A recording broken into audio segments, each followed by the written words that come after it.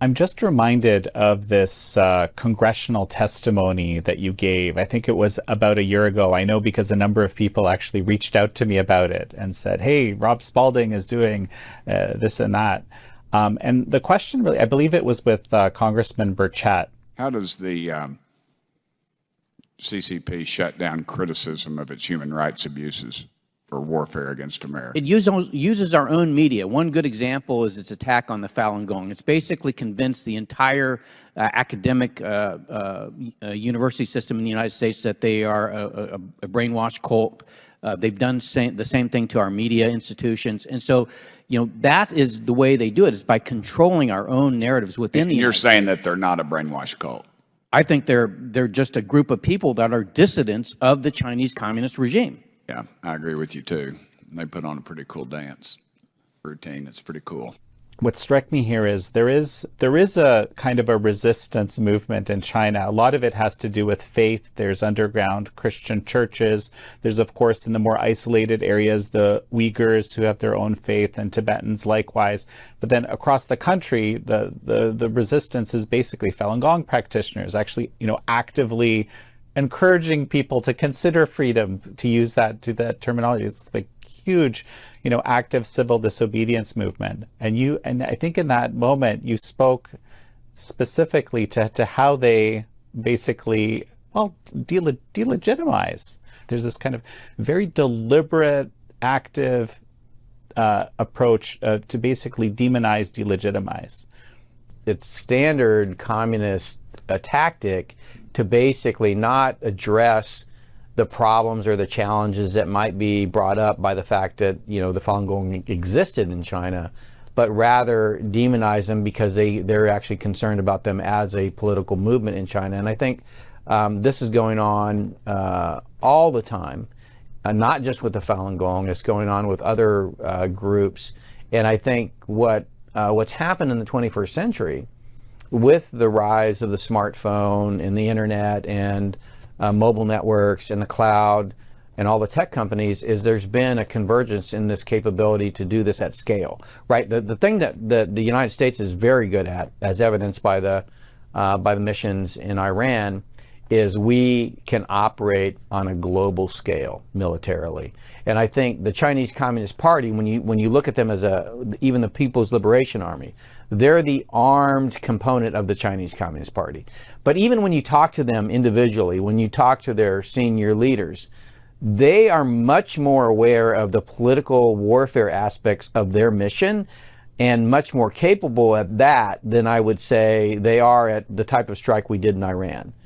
So while they're global in their reach, meaning the Chinese Communist Party, the way that they operate is through political disinformation, through belittling their opponents, by creating doubt in the minds of people about, people that they want to impugn. And they're doing this everywhere. It's not just the Falun Gong. They're doing it in Taiwan. They're doing it in the United States. They're doing it in Europe. They're doing it for their own benefits. And they're using these tools, these social media tools and legacy media in some regards, through their relationships financially, through their relationships in a technology sense, things like ByteDance and TikTok, their investments in things like, they're invested in Reddit, for example. Tencent is invested in Reddit. They are literally, if you look throughout our media system, our information system, our technology system, they are invested there. So they're plugged in a financial way. They're plugged in an information flow way.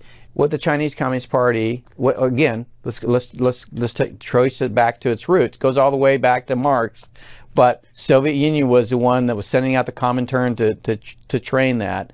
The Chinese Communist Party became then, after the fall of the Soviet Union and the fall of the Berlin Wall, became the holders, right, of that mantle, and now are the ones. And by the way, they have a much more effective approach to doing it because it's a much softer approach. Soviet Union was a little bit harder, right? It was much more military. China is much more. It's kind of the panda approach to communist infiltration because it's friendly. It hugs you. It doesn't want to hurt you. It wants to make you, think it's friendly. And why can't it be friendly? Because it lifted hundreds of millions of people out of poverty. And they never want to do war. They just want to do trade that's in their own interest. This is the problem. They forget to mention that they put them into, cannibalism level poverty before they lift the lifting. But no, you're just saying that because you're a cultist. See, that's what they would say. Like, and by the way, none of that stuff exists. In fact, we've had people come over and they will attest to it. Like, very important people will come over and attest that this is not happening. This same thing is happening here in the United. Like, for me, when it started happening, COVID, and I saw it, I'm like, oh my God! It's like, what is it that you saw? It's this convergence of this ability to create messaging, in many cases based on fear, that gets people to basically suspend. Number one, suspend their natural distrust of the government. Right? Americans have always had a natural distrust of the government. Then all of a sudden it's like, the government cannot lie to me. The government can do no wrong. I must do what the government says. And oh, by the way, you must do what the government says. And if you say that you distrust the government, you're a bad person. All of a sudden the Fourth Estate became part of the establishment of the government. And now whatever the government says, they repeat. And again, what happened in China was deliberate. What happened in the United States was a result of economic consolidation tied with data and information, computing and communications. It's all essentially aligned in the same type of centralized information control. One is based on more or less monetary means, economic benefits, and the vast, enormous wealth of the tech companies in the United States, and in China it's the Communist Party. So, but the net effect of both is a centralization of information, and that centralization of information and the fact that we are tightly coupled with the Chinese Communist Party means that the messages sometimes both messages get through, at least on our side. On their side it's blocked, right? Because there's no X in China, there's no Facebook in China, so there's a one-way messaging flow. So while we have our own things, MAGA's bad, then other things can come in. Decoupling's bad, that this Cold War view is bad. Anything that basically would sensitize you to being wary of the Chinese Communist Party, all of a sudden that's a bad way of thinking. That's a wrong way of thinking. I tell people there's 3 political parties in the United States.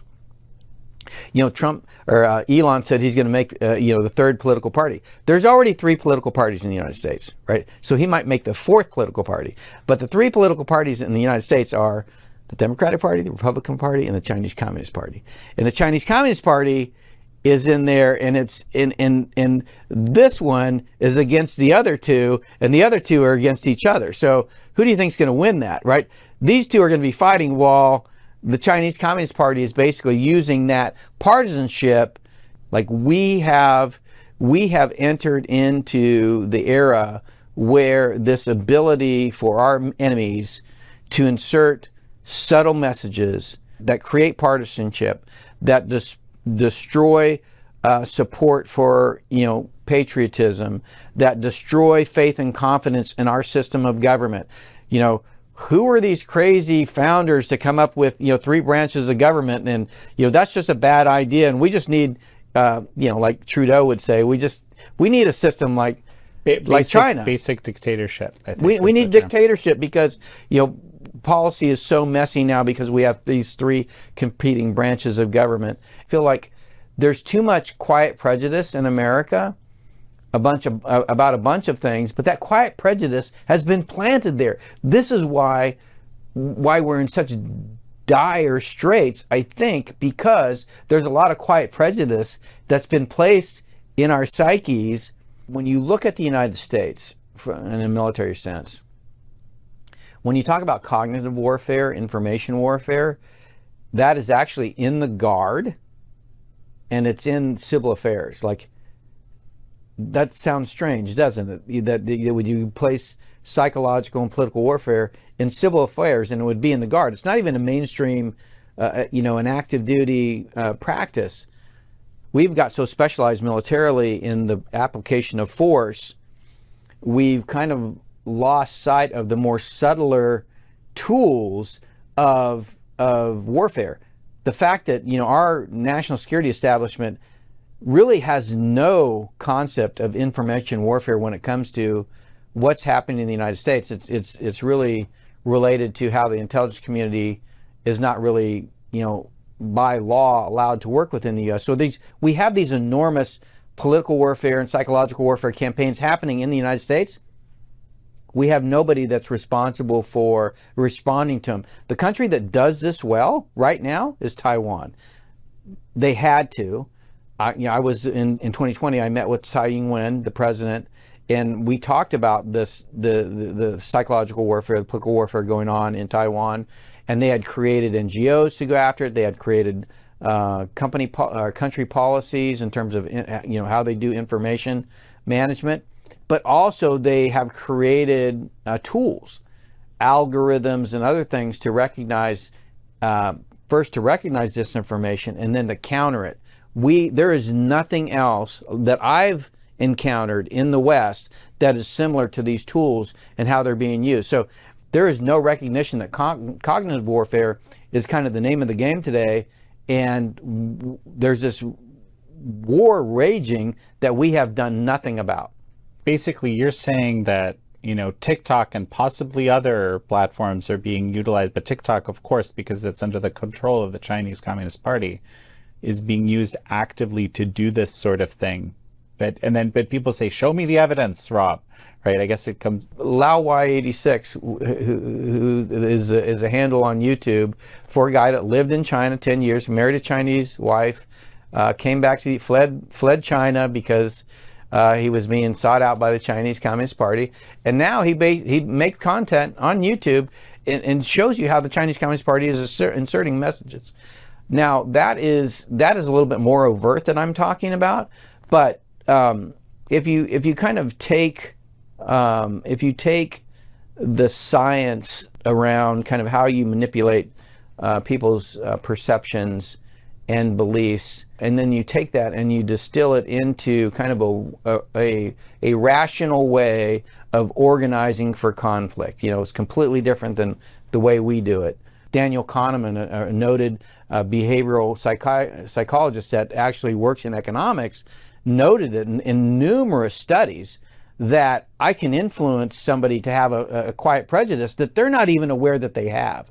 And so what happens over time is these quiet prejudices become built up in you and tend to affect your decision making. And so this is how these systems, these information systems, are being manipulated by the Chinese to create outcomes in terms of the way people think, in terms of the decisions they make here in the West.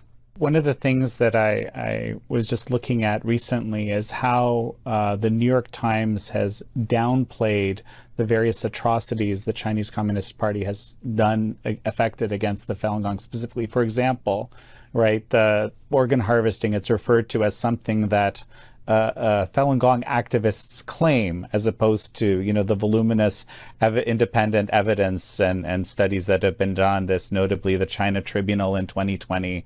The mechanism of that, how that happens, right, isn't entirely clear to me. Well, look at who owns the New York Times. Look at who places advertisements in the New York Times. Look at how the New York Times runs, and then take a step back.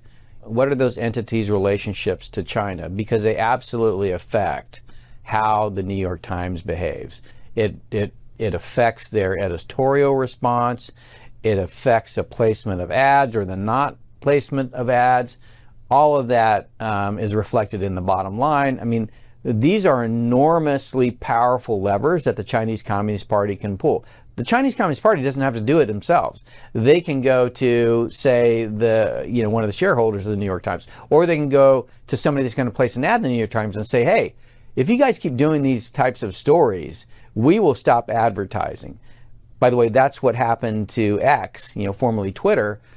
all of these advertisers pulled. So it's very easy for the Chinese Communist Party to manipulate the narrative in the United States just by talking to their corporate allies, talking to their financial allies. JP Morgan, Citibank, you want to do business in China? Guess what? You need to help us with these various entities if they're not doing what we want. And it may be different levers for different things, but their levers there all the same. It is the reason we would not allow the Soviet Union to do business in the United States, because we knew they would use those linkages to undermine our political sovereignty. How we ever forgot that when it came to the Chinese Communist Party is beyond me. So I just wanted to qualify something that I said. I asked you, what evidence is there? And this is actually something that's very difficult to do sometimes because the Chinese Communist Party is so secretive in terms of, in terms of what exactly it's doing in terms of its strategy and tactics. But, something that I've come to realize watching them now for decades, right, is that, this is the reason that I was talking about this good faith, bad faith argument. Right? This is the reason I was talking about it, because, for example, Xi Jinping has elevated a military-civil fusion as a key priority of the Chinese Communist Party.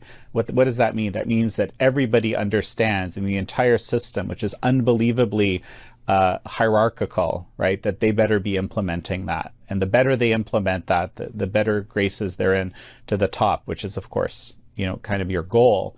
And so let's say, how would you know, even though for this there is ample evidence, how would you know that the Wuhan lab, there's a military operation happening there? Well, in this case, we actually have a bunch of evidence that shows that, but you wouldn't need to, because obviously gain-of-function research has a military application.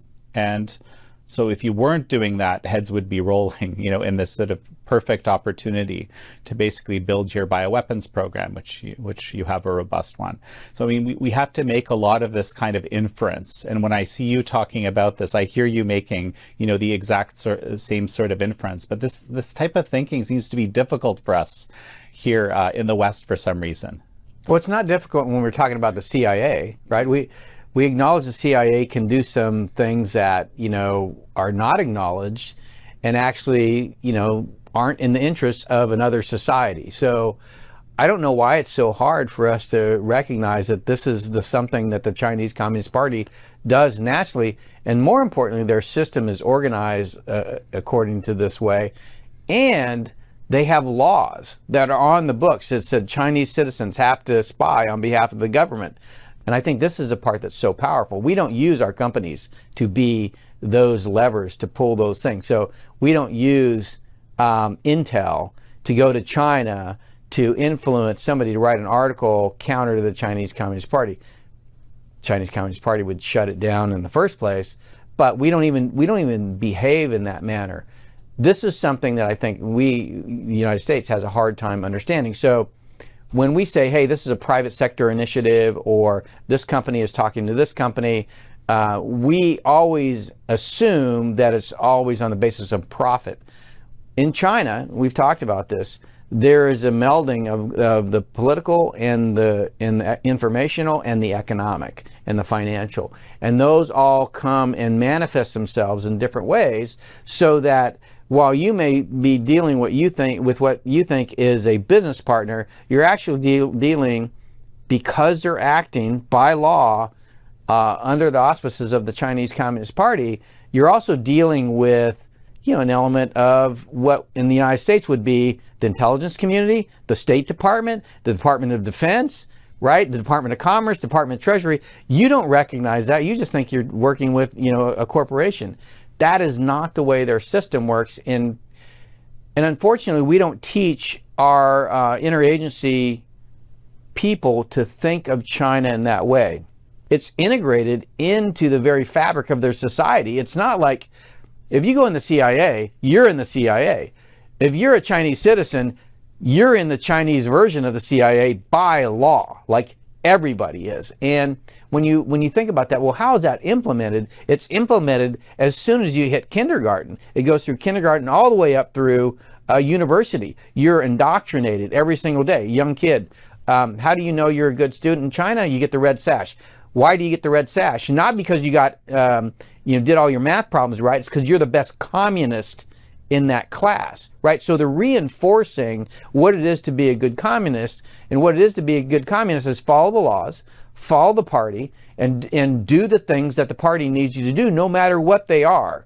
And so this is something that is completely foreign to an American citizen. Like, how do you grasp such a society? Like, you built it into the laws, you built it in the society, you built it in the education system, you built it into the political system, to the point where a graduate of a 4-year degree cannot even tell you how the political system works, because unless they're in it, they are encouraged not to even think about it or talk about it or consider, what their leaders are doing, because it's not your place. I mean, it's a dystopian place. It's peaceful and nice as long as you stay in your lane. As soon as you get out of your lane, meaning if you get involved in politics and you're not in the party, that's big problems for you. Now it's even worse, because if you jaywalk, if you miss your rent payment, if you jump a turnstile at Metro, all these things are bad things, sure. But what these things do is accumulate a score, to the point now we have homeless people in China that have been completely canceled out of society, can't get a job, can't rent a house, can't go on public transportation, can't get a bank account, can't get an ID. They are completely on the outside, and they're basically living on the outskirts of society, trying to get by. Can you imagine trying to survive in that kind of environment? But what they're guilty of is not being a good communist, not being a good Chinese citizen, at least in the way the Chinese Communist Party wants you to be. All of that is enabled by their digital society, what they've created, their cameras, WeChat on every device, all this ability to track everything you do. And we see manifestations of the same thing that we're seeing in China here during COVID.